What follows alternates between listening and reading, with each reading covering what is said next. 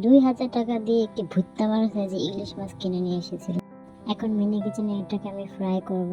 এই দেখো, হলুদ মাখিয়ে নিয়েছি। মাছের গায়ে হলুদ মাখানো দেখে একটা কথা মনে পড়ে গেল, যেভাবে মাছটাকে হলুদ মাখাচ্ছিলাম ঠিক তেমনি মানুষকেও বিয়ের আগে হলুদ মাখানো।